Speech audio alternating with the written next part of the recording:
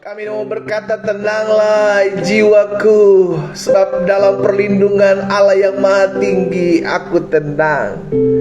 Kami mau berkata kepada jiwa kami, pujilah Tuhan hai jiwaku, sebab dalam tangan Tuhan yang kuat kami menang. Kami mau berkata, jiwa kami tenang, jiwa kami mendapatkan kepuasan tatkala kami dekat dalam hadirat Tuhan. Kami bersyukur sebab kami masih punya Tuhan. Kami tidak bisa hidup di luar Tuhan. Tuhanlah yang memberikan kami kekuatan. Tuhanlah yang menyertai, menopang, memampukan kami untuk menghadapi setiap tantangan hidup kami. Kami bersyukur, kami bersyukur, kami bersyukur. Tak pernah dibiarkan kami berjalan sendiri. Betul badai hidup masih harus kami lalui, betul tantangan masih harus kami hadapi. Bahkan ada orang-orang yang berusaha menghancurkan hidup kami, tapi di sini kami melihat sungguh pembelaan Tuhan tidak pernah terlambat dalam hidup kami. Ada saja pertolongan-pertolongan Tuhan yang ajaib yang Tuhan bukakan dalam hidup kami. Itu sebabnya kami mau selalu berkata, hai jiwaku tenang, ada Tuhan yang membelamu. Bapa, kami bersyukur, kami bersyukur sebab kami ada di hadirat Tuhan. Di hadirat Tuhan kami temukan kekuatan, di hadirat Tuhan kami temukan jalan keluar, di hadirat Tuhan kami temukan kasih yang berlimpah, damai sejahtera yang tidak ada habisnya. Sehingga apapun yang hari-hari ini kami hadapi, apapun yang hari-hari ini kami gumuli, kami dapat berkata segala perkara dapat kami tanggung di dalam Yesus yang memberikan kami kekuatan, yang memberikan kami kemenangan, yang memberikan kami jalan keluar dalam hidup kami. Kami perlu firman-Mu ya Allah. Pagi hari ini kami membuka hati kami untuk kembali mendengarkan sebagian daripada firman-Mu.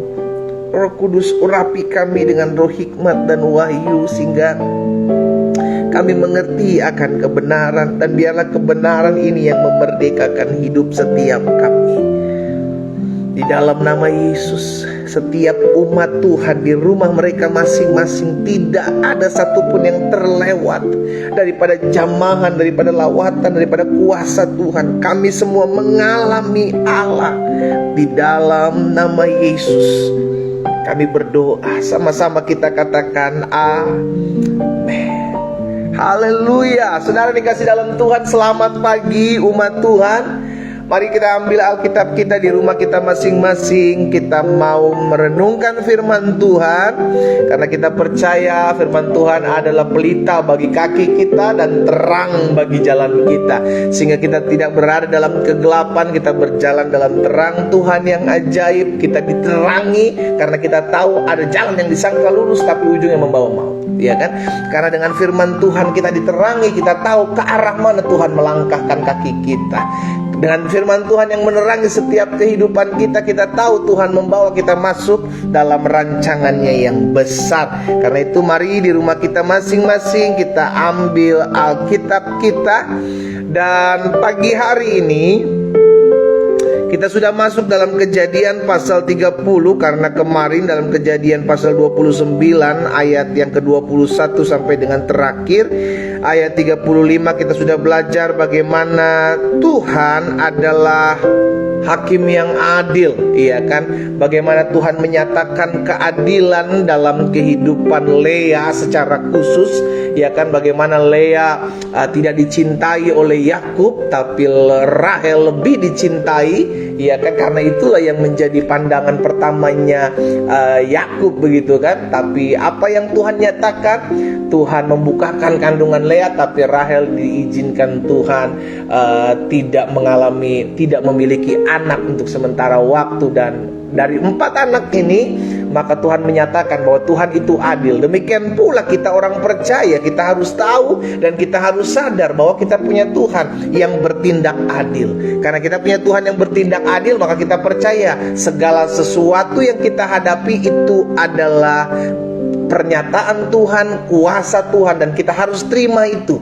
Itu adalah keputusan Tuhan yang tepat. Itu sebabnya kita belajar untuk bersyukur buat setiap keadaan, belajar untuk menerima dengan setiap masalah yang kita hadapi, karena kita tahu Tuhan kita tetap Tuhan yang adil. Dia memutuskan dengan segala kebijaksanaannya, Dia memutuskan dengan segala kasihnya, Dia memutuskan dengan segala kuasanya. Haleluya. Dan hari ini kita masuk dalam Kejadian pasalnya yang ke-30. Kejadian pasal 30 ayat yang pertama sampai dengan ayat yang ketiga. Ya, Kejadian pasal 30 ayat pertama sampai dengan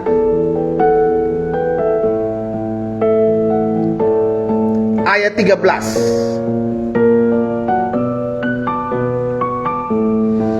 Kejadian pasal 30 ayat pertama sampai dengan ayat 13. Ya, Kejadian pasal 30 ayat pertama sampai dengan ayat 13. Ketika dilihat Rahel bahwa ia tidak melahirkan anak bagi Yakub, maka cemburulah ia kepada kakaknya itu, lalu berkata kepada Yakub, "Berikan aku anak, kalau tidak aku akan mati." Jadi yang dilihat Rahel adalah Lea, bahwa Lea kakaknya yang tidak dicintai, sekalipun dia tidak dicintai oleh Yakub, tapi dia memiliki anak 4, saudaraku, terlebih dahulu yang dimilikinya. Iya kan? Sehingga akhirnya Rahel jealous, Rahel cemburu, Rahel iri. Kenapa? Karena kakaknya mendapatkan anak, aku tidak. Sampai akhirnya Rahel memaksa Yakub, "Ayo kasih aku anak." Akhirnya Rahel lupa, Yakub bukan pemberi anak. Iya kan? Makanya Yakub marah sama Rahel di ayat yang kedua. Maka bangkitlah amarah Yakub terhadap Rahel, dan ia berkata, "Akukah pengganti Allah yang telah menghalangi engkau mengandung?" Saudara, akar dari segala kehancuran, akar dari segala kejahatan adalah iri, saudara. Cemburu, iri. Bagaimana lahir iri, bagaimana lahir cemburu? Karena membandingkan diri dengan orang lain. Nah, ini bahaya. Tidak merasa bersyukur dengan apa yang Tuhan titipkan dalam hidupnya, tidak merasa bersyukur dengan keadaan yang dia terima, tapi dia mulai membandingkan diri. Sehingga ketika kita mulai membandingkan diri dan kita tidak mendapati ada yang sama dalam hidup kita dengan orang lain, maka kita mulai apa? Cemburu, kita mulai iri. Itu sebabnya kenapa fitnah ada. Iya kan? Kenapa fitnah ada? Karena ada orang-orang yang gak suka dalam hidup kita, sehingga dia mulai memfitnah. Rahel mengalami hal ini. Dia cemburu kepada Lea, dia cemburu kepada kakaknya, sehingga akhirnya dia menekan Yakub. Yakub marah. Yakub sadar dirinya bukan Allah yang dengan mudahnya bisa memberikan anak. Kalau Tuhan belum izinkan, kalau Tuhan belum izinkan, kita bisa buat apa? Kalau belum waktunya Tuhan, kita bisa buat apa? Maka selalu saya bilang umat Tuhan, jangan memaksakan kehendakmu terjadi. Belajar berserah. Rahel memaksakan kehendaknya agar terjadi, memiliki anak. Dia lupa bahwa sang pemberi kehidupan adalah Tuhan. Maka bangkitlah amarah Yakub dengan sangat terhadap Rahel, dan ia berkata, "Akukah pengganti Allah yang telah menghalangi engkau mengandung?" Kata Rahel, "Ini Bilha, budakku perempuan, hampirilah dia, supaya ia melahirkan anak di pangkuanku, dan supaya oleh dia aku pun punya keturunan." Akhirnya dengan cara-cara yang segala sesuatu dibuat gitu kan, supaya apa? Bisa bersaing. Segala sesuatu dibuat bisa bersaing. Ya, teringat lagi kepada Abraham dan Sarah. Opanya Yakub, saudara, dikasih dalam Tuhan. Apa yang terjadi? Padahal Tuhan bilang akan memakai Sarah, memberkati Sarah menjadi ibu dari bangsa-bangsa. Tapi Sarah mulai berpikir, "Gimana mungkin bisa? Saya mandul, suami saya udah tua. Mungkin dari budak saya kali, Hagar mungkin ya." Akhirnya dengan segala kemungkinan itu dia mulai spekulasi, saudara, dikasih dalam Tuhan. Rahel pun akhirnya begitu. Udah pakai Bilha aja nih budak saya supaya saya punya anak, memaksakan kehendak. Hati-hati segala sesuatu yang dipaksakan, saudara. Kalau itu bukan jalan-jalan Tuhan, hadirnya akan tidak benar, akan tidak baik. Karena bukan rencana Tuhan kita yang memaksakan kehendak kita. Maka diberikannya Bilha, budaknya, kepada Yakub menjadi istrinya. Dan Yakub menghampiri budak itu. Bilha mengandung, lalu melahirkan seorang anak laki-laki bagi Yakub. Berkatalah Rahel, Allah telah memberikan keadilan kepadaku, juga telah didengarkannya permohonanku, dan diberikannya kepadaku seorang anak laki-laki. Itulah sebabnya ia menamai anak itu Dan. Mengandunglah pula Bilha, budak perempuan Rahel, anak yang kedua dari Bilha, budaknya Rahel. Lalu melahirkan anak laki-laki yang kedua bagi Yakub. Berkatalah Rahel, aku telah sangat hebat bergulat dengan kakakku, dan aku pun menang. Lihat saudara, persaingan akan membuahkan keributan. Untuk urusan turunan-turunan, keturunan, akhirnya dibuat jadi sebuah persaingan. Zaman sekarang pun demikian. Ngelihat tetangga punya TV baru, ngelihat tetangga punya mobil baru, ngelihat tetangga punya souvenir rumah baru, gak mau kalah, tekan suami. Suami gak bisa buat apa-apa, akhirnya suami korupsi. Ngeri. Kenapa? Karena memaksakan sesuatu yang tidak jadi hal yang prinsip gitu loh saudara. Iya kan? Berdasarkan apa? Iri hati. Hati yang tidak benar dimulai dari hati. Makanya benar firman Tuhan kata, jagalah hatimu dengan segala kewaspadaan. Bahkan saya pernah dengar ada orang-orang cemburu dengan melihat rumah tangga orang lain bahagia, akhirnya mulai dikerjain rumah tangga orang lain. Astaga. Dimulai dari membanding-bandingkan diri dengan orang lain, tidak merasa bersyukur dengan apa yang kau punya, tidak merasa bersyukur dengan apa yang kau miliki, maka engkau mulai membanding-bandingkan dirimu dengan orang lain. Dan ketika kau tidak bisa membandingkannya, engkau mulai iri hati, engkau mulai cemburu, engkau mulai menghalalkan segala cara. Ketika dilihat Lea bahwa ia tidak melahirkan lagi, diambilnya Zilpa. Lea juga akhirnya mulai adu gitu kan, mulai ada persaingan saudaraku. Padahal adik kakak Lea dan Rahel ini mulai bersaing. Budaknya diambil, Zilpa diambil, ya kan, Bilha diambil, kasih ke Yakub semuanya.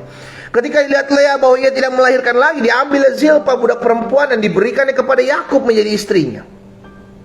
Dan Zilpa, budak perempuan Lea, melahirkan seorang anak laki-laki bagi Yakub. Berkatalah Lea, mujur telah datang. Maka ia menamai anak itu Gad.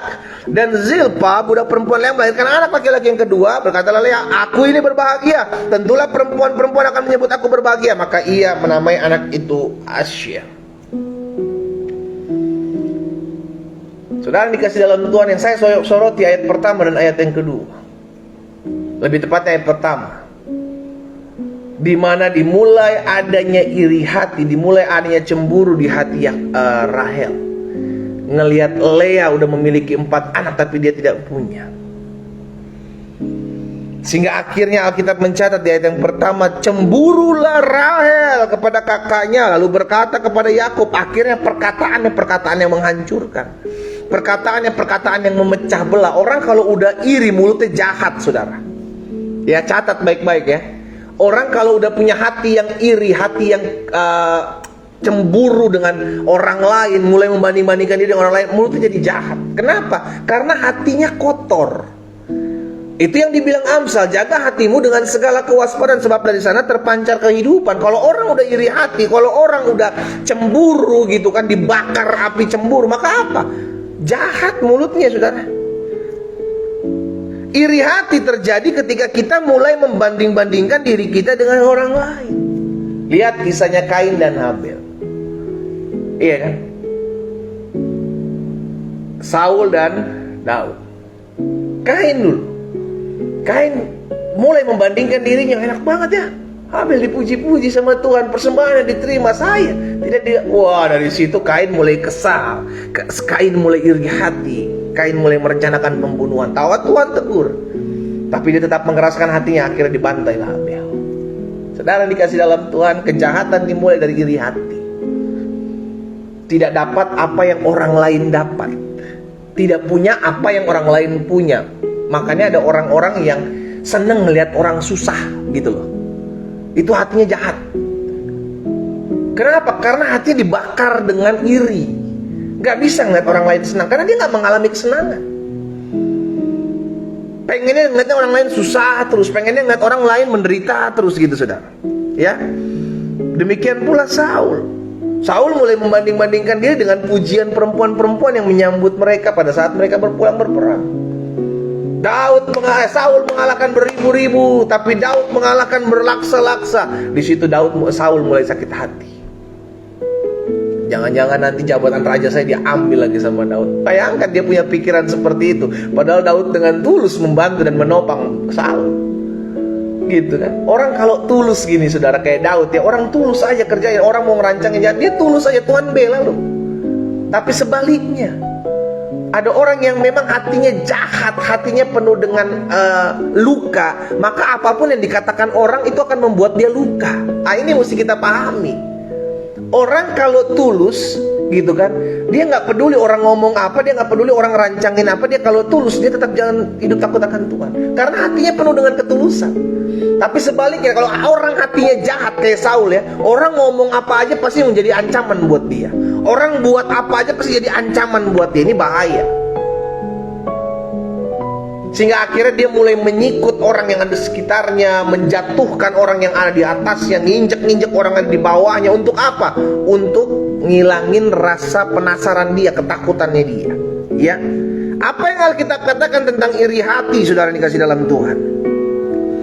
Alkitab katakan tentang iri hati, Amsal 14 ayat 30. Saya mau kita mengerti dulu. Ini bahaya, saudara. Ini bahaya. Jangan sampai kita punya sikap hati seperti ini, cemburu terhadap orang lain, iri hati terhadap orang lain, karena kita nggak punya apa yang orang lain punya.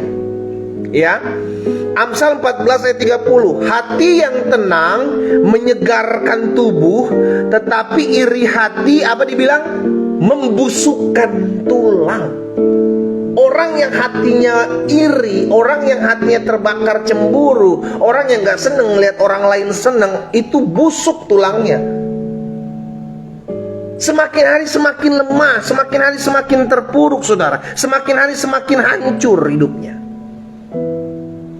Jadi hati-hati.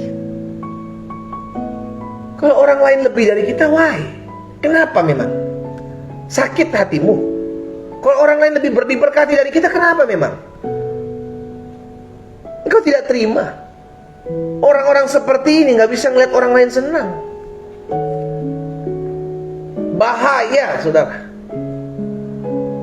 Akhirnya mulai menghalalkan segala cara untuk mendapatkan apa yang sebenarnya tidak bisa dia dapatkan. Hati yang tenang menyegarkan tubuh, tetapi iri hati membusukkan tulang. Hati-hati ya. Saya berdoa agar setiap umat Tuhan yang olehnya Tuhan percayakan saya layani dalam doa pagi setiap hari, tidak ada yang memiliki hati yang jahat, tidak ada yang memiliki hati yang iri hati. Sama-sama taruh tangan kanan kita di dada. Sama-sama bilang sama saya tidak boleh iri. Sama-sama bilang sama saya tidak boleh cemburu. Amin. Apa yang Tuhan percayakan dalam hidupmu itu yang terbaik. Kalau orang punya lebih daripada apa yang engkau punya, itu urusan dia sama Tuhan. Dia mau dapatkan dengan cara apapun, baik cara halal ataupun cara tidak halal, itu urusan dia sama Tuhan. Tapi apa yang engkau punya, apa yang engkau miliki, dan apa yang Tuhan titipkan, percayakan kepadamu, bersyukurlah. Ketika engkau merasa cukup, engkau akan memuji-muji Tuhan. Yakobus 3 ayat 16. Yakobus pasal 3 ayat 16. Sebab di mana ada iri hati, perhatikan ya, di mana ada iri hati dan mementingkan diri sendiri, di situ ada kekacauan. Pasti. Kalau ada orang-orang yang iri hati, orang-orang yang cemburu, orang-orang yang mementingkan diri sendiri, pasti kacau situ.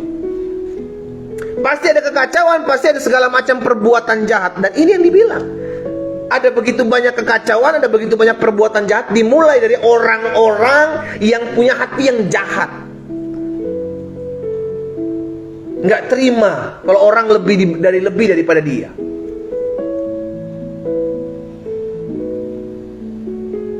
Kita bersaing boleh, secara sehat lah bersaing. Tapi bukan berarti Ketika kita tahu, oh bersaing kan baik, tapi hati-hati loh.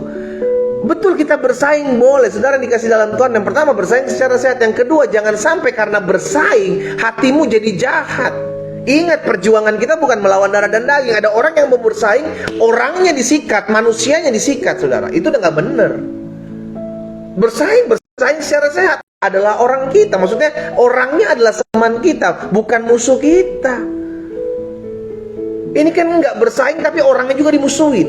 Bersaing orangnya juga disikat. Itu bukan bersaing, namanya bos, iri, cemburu. Engkau sedang dibakar dengan hati yang iri itu, hati yang gak terima dengan apa yang orang punya. Di mana ada iri hati, di mana ada mementingkan diri sendiri, di situ ada kekacauan dan segala macam perbuatan jahat. Kalau engkau gak mau melihat kekacauan dalam hidupmu, engkau gak mau lihat ada perbuatan jahat yang kau buat, stop iri hati, jaga hatimu dengan segala kewaspadaan. Ayub 5 ayat 2. Ayub pasal 5 ayat yang kedua bilang apa? Sesungguhnya orang bodoh dibunuh oleh sakit hati, dan orang bebal dimatikan oleh iri hati. Jadi baik sakit hati, iri hati, cemburu, saudara dikasih dalam Tuhan, itu sama kayak rayap memakan hati kita. Dan itu penyakit loh saudara. Itu penyakit hati yang membuat akhirnya tulang tuh jadi apa? Hancur. Tubuh fisik kita terkena dampaknya. Dimulai dari apa? Iri hati. Jahat. Orang akan jadi jahat ketika iri hati. Nah, jadi saya pelajari karena iri hati hanya mendatangkan kehancuran dalam hidup kita. Ya lihat ya, Rahel sama Lea akhirnya hubungannya jadi gak baik. Mulai ada persaingan, dimulai dari iri hatinya Rahel. Kalau Rahel bersyukur dan Rahel menyadari, oh bersyukur ya udah gak apa-apa, Lea terlebih dahulu punya anak, it's okay. Berarti Tuhan bukakan. Ini enggak. Rahel jealous, Rahel cemburu, Rahel iri. Jadi iri hati hanya mendatangkan kehancuran dalam hidup kita. Iri hati hanya mendatangkan apa? Kehancuran terhadap hubungan sesama, baik hubungan kita dengan Tuhan maupun hubungan kita dengan sesama. Ya, karena itu saya pelajari, saudara dikasih dalam Tuhan, yang pertama, jaga hati kita ya dengan segala kewaspadaan. Ini udah mutlak. Alkitab udah kasih tahu kok jalan keluar ya. Jaga hati, jaga hati, jaga hati. Maksudnya apa jaga hati? Ingat selalu, hati saya ini perlu dijaga agar tidak saya taruh irian, hati, kecemburuan, kedendaman, kekecewaan, sakit hati. Jaga hatimu. Karena awal mulanya kehancuran kerohanian hidupmu itu dimulai dari hati. Jaga hatimu dengan segala kewaspadaan, sebab dari sana terpancar kehidupan. Ya, jadi agar kita selalu menjaga hati dengan segala kewaspadaan ya. Karena iri hati hanya akan menghancurkan kehidupan setiap kita. Yang kedua, karena iri hati hanya mendatangkan kehancuran dalam hidup kita, maka yang kedua, ini dia. Jangan membanding-bandingkan diri kita dengan orang lain dalam segala hal. Jangan membanding-bandingkan. Kalau ada istilah orang Manado tuh apa? Baku tindis. Iya kan? Baku tindis. Sampai akhirnya gak terima dengan apa yang dipunya atau dimiliki orang lain. Saudara, saya ingat ada orang-orang muda gak mau kalah gitu kan. Ada 3 orang, dia bilang adu-adu pangkat bapak. Wah, bapak saya 2 kuning. Wah, pangkatnya gitu kan. Temannya satu lagi gak mau terima. Baru 2 kuning karena sombong. Papa saya 4 kuning, maksudnya 4 strip, ya kan? Ada 2 strip, 4 strip, pangkat-pangkat nih saudara. Yang satu datang lagi nggak mau kalah lagi, nggak, baru 2 kuning, 4 kuning. Tapi papa kuning semua. Wih, apa itu? Penyakit kuning gue rupanya. Saudara, karena apa? Karena apa? Baku tindis gitu kan? Nggak mau kalah gitu, bersaing sampai akhirnya ya nipu, bersaing sampai akhirnya menghalalkan segala cara, ribut. Cuma karena apa? Iri hati. Jadi ingat ya, yang kedua, jangan membanding-bandingkan diri kita dengan orang lain. Stop membanding-bandingkan dirimu dengan orang lain. Engkau berharga dengan apa yang kau punya. Camkan itu baik-baik. Sama-sama taruh tangan kanan kita di dada. Saya berharga dengan apa yang saya punya. Sama-sama bilang sama saya berharga dengan apa yang saya punya. Jadi keberhargaan seseorang itu tidak bergantung dengan apa yang dia punya. Kenapa ada orang-orang yang berusaha memiliki tampilan yang wah, memaksa dirinya padahal tidak sesuai dengan ekonominya? Kenapa? Karena merasa diri, oh saya dihargai ketika saya punya ini, saya dihargai ketika saya miliki ini, saya dihargai karena saya punya ini. Jadi penghargaannya berdasarkan apa yang dia miliki. Itu nggak benar. Akhirnya dia mulai iri hati dengan si A, ya mulai iri hati dengan si B, karena tidak sesuai dengan apa yang dia punya. Dia mulai menghalalkan segala cara. Berharga. Engkau berharga dengan apa yang kau punya. Bersyukurlah. Ya, jadi jangan membanding-bandingkan diri. Karena ketika engkau mulai membanding-bandingkan dirimu dengan orang lain dan engkau tidak bisa memiliki apa yang orang lain miliki, maka engkau akan jealous, engkau akan cemburu, engkau akan iri hati. Jangan membanding-bandingkan dirimu dengan orang lain. Ya, Amsal 28 ayat 25. Amsal 28 ayat 25 bilang apa? Orang yang loba, lihat, orang yang rakus, orang yang serakah menimbulkan pertengkaran. Tetapi siapa percaya kepada Tuhan diberi kelimpahan. Lihat, orang yang loba, orang yang serakah, orang yang rakus, orang yang pengen semuanya gitu, dia akan apa? Pasti akan menimbulkan pertengkaran.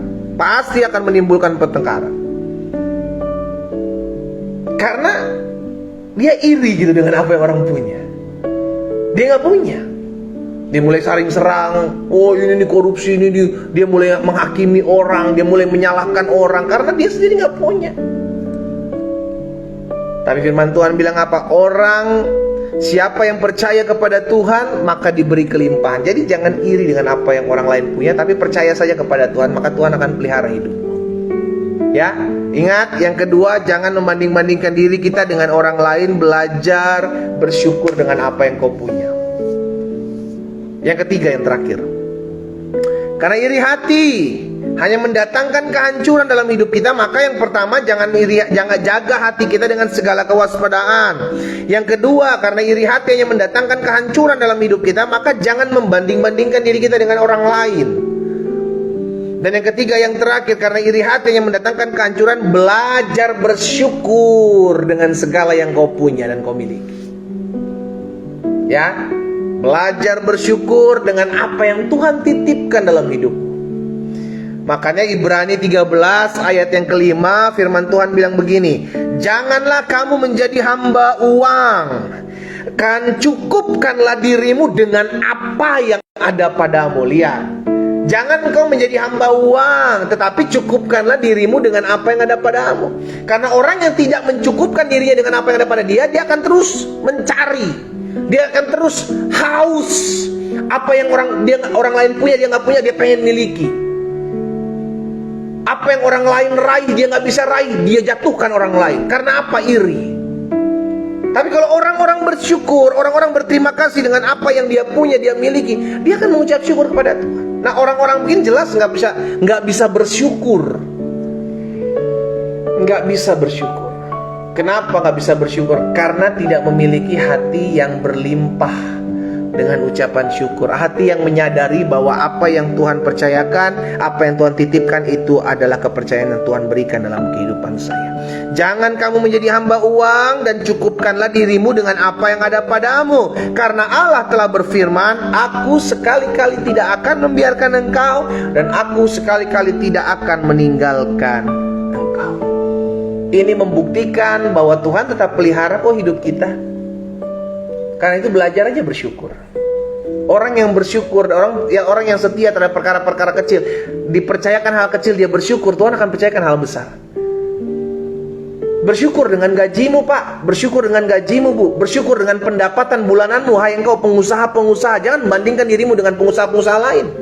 Belajar bersyukur. Ketika engkau bersyukur dan Tuhan lihat hatimu, maka engkau akan diberi kelimpahan. Karena itu jagalah hatimu dengan segala kewaspadaan.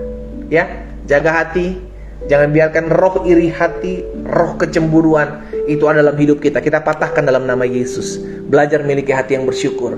Bersyukur dengan apa yang kita miliki, bersyukur dengan apa yang Tuhan titipkan dalam kehidupan kita, dan bersyukur dengan apa yang Tuhan percayakan dalam kehidupan kita. Kita berdoa, kita datang kepada Tuhan. Bapa, terima kasih buat hari ini. Kami mengucap syukur karena kami tahu apapun yang Tuhan titipkan dalam kehidupan kami itu baik. Dan apapun Tuhan yang Tuhan percayakan kami miliki, kami mau belajar bersyukur dengan apa yang Tuhan titipkan. Itu sebabnya hari ini kami diingatkan oleh satu kebenaran firman Tuhan, kami gak boleh iri hati. Karena iri hati akan mendatangkan perpecahan, kecemburuan akan datangkan kehancuran. Itu sebabnya kami rindu ya Bapak, kami rindu untuk melihat hidup kami belajar mengucap syukur dengan apa yang Tuhan titipkan dalam hari-hari hidup kami. Sehingga apapun yang kami jalani, apapun yang kami lewati, apapun yang kami lalui, kami dapat melihat bahwa sungguh Tuhan tidak pernah meninggalkan kami. Apa yang Tuhan taruh dalam hati hamba sudah hamba sampaikan buat umat-Mu. Hamba berdoa di dalam nama Tuhan Yesus, biarlah kuasa Tuhan mengubah sikap hati kami. Kalau ada di antara umat-Mu yang pagi hari ini tertegur oleh firman Tuhan, merasa iri hati, merasa cemburu dengan apa yang orang lain punya yang tidak mereka miliki, hari ini jika itu adalah dirimu, taruh tangan kananmu di dada. Bapa, di dalam nama Yesus aku berdoa, aku ucapkan berkat di dalam nama Yesus. Biar Tuhan yang menjamah hati setiap umat Tuhan, sehingga hati kami dipenuhi dengan ucapan syukur. Kami tidak mau membanding-bandingkan diri kami dengan orang lain. Kami mau belajar bersyukur dengan apa yang Tuhan titipkan dalam hidup kami, dan mengerjakan apa yang Tuhan percayakan bagi kami. Hamba berdoa di dalam nama Tuhan Yesus, menyerahkan setiap umat-Mu satu persatu ke dalam tangan Tuhan yang kuat. Tuhan tuntun, Tuhan pimpin, Tuhan arahkan hidup kami, sehingga hidup kami semakin hari semakin mempermuliakan nama Tuhan. Betul, apapun yang Tuhan titipkan dalam hidup kami, mungkin kalau kami mau banding-bandingkan dengan orang lain, kami masih jauh dari apa yang kami orang lain punya. Tapi kami mau belajar berterima kasih, karena kami tahu setiap orang punya kepercayaan masing-masing yang Tuhan percayakan dalam kehidupannya. Hamba berdoa buat setiap pergumulan dari umat Tuhan, setiap pokok-pokok doa yang Tuhan boleh taruhkan dalam hati mereka untuk kami doakan bersama-sama. Hamba ucapkan berkat di dalam nama Tuhan Yesus. Biarlah Tuhan sendiri yang campur tangan dalam setiap pergumulan mereka, dalam setiap pokok-pokok doa mereka. Ada yang berdoa rumah tangga mereka dipulihkan, maka terjadi di dalam nama Yesus. Tuhan yang melihat setiap iman percaya mereka, dan terjadi sesuai dengan apa yang mereka imani. Ada yang berdoa buat usaha mereka, ada yang berdoa buat pekerjaan mereka diberkati, apa yang mereka kerjakan dan usahakan di dalam nama Yesus, sehingga hati mereka dipenuhi dengan ucapan syukur. Ada yang berdoa buat kesehatan mereka, Tuhan yang menyembuhkan, Tuhan yang memulihkan sempurna adanya di dalam nama Tuhan Yesus. Dan kami percaya tanda-tanda ini menyertai orang percaya. Dia akan tumpangkan tangan ke seorang sakit, dan orang sakit itu menjadi sembuh. Hamba berdoa, hamba ucapkan berkat di dalam nama Yesus. Yang sakit dijamah dan disembuhkan Tuhan, pulih sempurna terjadi di dalam nama Yesus. Kami juga berdoa ada setiap umat Tuhan yang berdoa untuk dapat melunaskan setiap utang piutang mereka. Tuhan tolong, Allah yang bukakan setiap pintu-pintu yang tertutup, Allah yang izinkan mereka melihat campur tangan kuasa Tuhan. Beri mereka hikmat dalam mengatur, bijaksanaan dalam mengatur keuangan di dalam nama Tuhan Yesus. Tuhan yang tolong, Tuhan yang buka jalan dalam kehidupan setiap umat Tuhan, sehingga apapun yang mereka gumuli hari-hari ini, mereka melihat jalan keluar yang berasal daripada-Mu. Terima kasih Bapa yang baik. Hamba juga berdoa pagi hari ini, membawa setiap pokok doa dari umat Tuhan. Mereka yang berdoa menyerahkan suami mereka, menyerahkan istri mereka, agar Tuhan tuntun, agar Tuhan arahkan, agar Tuhan berkati rumah tangga mereka. Ada pemulihan, ada terobosan ekonomi dalam kehidupan umat-Mu di dalam nama Yesus. Apa yang tidak pernah kami lihat, tidak pernah timbul dalam hati dan pikiran kami, bahkan apa yang tidak pernah kami dengar, itu yang Tuhan sediakan di dalam nama Yesus. Kami belajar berserah, kami mau belajar percaya. Kami masih punya Tuhan yang membela kehidupan kami. Kami masih punya Tuhan yang membela perkara kami. Kalau ada di antara umat Tuhan yang hari-hari ini sedang mengalami fitnahan, mengalami kerugian, mengalami sesuatu yang seharusnya tidak mereka alami. Tetapi Tuhan izinkan, hamba berdoa di dalam nama Yesus, biarlah Tuhan pakai setiap rekan-rekan jahat orang untuk mendatangkan kebaikan dalam kehidupan mereka, untuk mendatangkan promosi Tuhan dalam kehidupan mereka. Di dalam nama Yesus, terima kasih Bapa yang baik. Pada akhirnya hari ini hamba juga berdoa, mengucapkan berkat buat setiap orang-orang muda yang bersekutu di pagi hari mencari Tuhan. Mereka adalah orang-orang muda yang diberkati oleh Tuhan. Hari depannya dahsyat, hari depannya luar biasa, hari depannya dipulihkan oleh Tuhan. Sehingga sungguh mereka melihat, ya Bapa, masa muda mereka ada dalam tangan Tuhan. Tuhan arahkan, Tuhan pimpin dalam rencana Tuhan yang ajaib. Hamba berdoa dan hamba ucapkan berkat di dalam nama Yesus. Tuhan yang menopang setiap orang-orang muda ini, usaha mereka, studi mereka, masa muda mereka diberkati oleh Tuhan. Bahkan kalau ada yang berdoa untuk mencari pekerjaan, Tuhan juga yang buka jalan. Di dalam nama Yesus, mereka yang sedang memiliki kerinduan untuk merintis usaha, di dalam nama Yesus Tuhan juga bukakan jalan. Terima kasih Bapa yang baik. Ada orang-orang muda yang berdoa untuk mendapatkan pasangan hidup. Jika itu adalah dirimu, taruh tangan kananmu di dada. Bapa, hamba berdoa buat orang-orang muda ini, biarlah kasih karunia Tuhan membukakan pintu-pintu yang tertutup bagi mereka.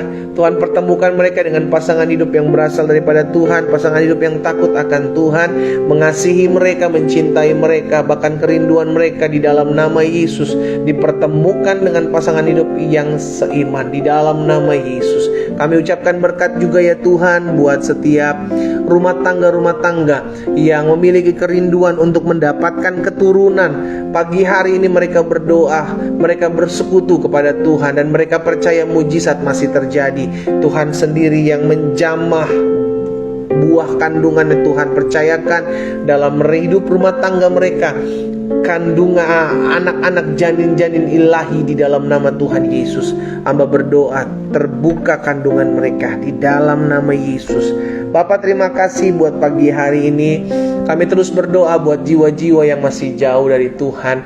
Kami berdoa kalau itu adalah orang-orang dari keluarga kami yang belum mengenal Tuhan Yesus. Kami ucapkan berkat, biar kasih karunia Tuhan menjangkau setiap mereka. Mereka mengalami kasih karunia Tuhan. Mereka berjumpa dengan pribadi Tuhan Yesus yang mengubahkan hidup mereka. Kalau ada juga yang pagi hari ini ataupun nanti ketika acara doa pagi Riran ini, mereka menyaksikan, mereka menonton doa pagi ini, Tuhan, ada orang-orang yang mungkin belum mengenal Yesus, tapi mereka merasa diberkati dengan firman-Mu, mereka diberkati dengan doa-doa dan pujian. Biarlah Roh Kudus jamah hidup mereka, sehingga mereka mengalami perjumpaan pribadi dengan Tuhan yang mengubahkan hidup mereka. Di dalam nama Tuhan Yesus Kristus. Pada akhirnya kami berdoa mengucapkan berkat buat kota kami. Mari saudara dikasih dalam Tuhan, angkat tanganmu, berkati kotamu. Karena firman Tuhan katakan, kesejahteraan kotamu adalah kesejahteraanmu. Bapa, kami ucapkan berkat buat kota di mana kami tinggal. Kami berdoa dalam nama Yesus, kota kami diberkati Tuhan. Kota kami dijaga Tuhan. Kota kami aman. Kota kami tentram. Pemimpin-pemimpin kota diberkati Tuhan Yesus. Dijauhkan kota kami dari mara bahaya. Dijauhkan kota kami dari bencana alam. Dijauhkan kota kami dari niat rancangan orang jahat. Di dalam nama Yesus, kota kami aman dalam perlindungan Tuhan. Pada akhirnya kami berdoa buat bangsa kami, Indonesia diberkati Tuhan.